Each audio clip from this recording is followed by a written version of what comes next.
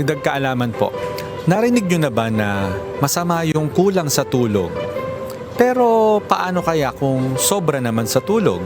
Masama rin kaya? Alamin po natin. Ang tulog ko kasi 7 hours eh. Para sa akin kasi parang minsan pa ako eh, kulang pa. So dapat medyo sobra. Sobra pa. Siyempre po mas okay yung sobra. Para makabawi po siyempre sa mga ginagawa mo sa work. Gano'n.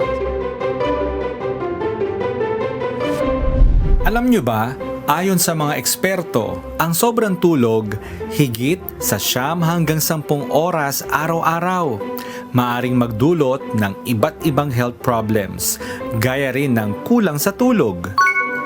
Research shows that oversleeping can increase the risk of heart disease, diabetes, obesity at kahit depression.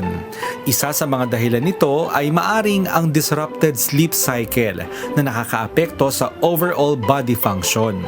Base sa mga pag-aaral, ang ideal sleep duration ay 7 to 8 hours kada gabi para sa mga adults. Kapag sobra sa tulog, kadalasan nagiging mas pagod pa ang katawan kaysa sa refresh.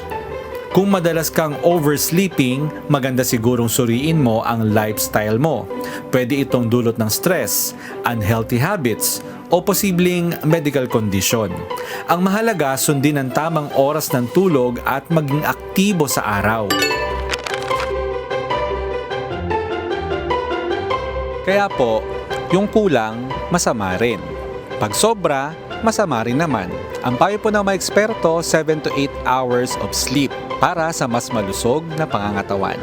Sana po may natutuhan kayo at laging tatandaan, mapalad po ang tao na nakakasumpong ng karunungan at ang tao na nagtatamo ng kaunawaan.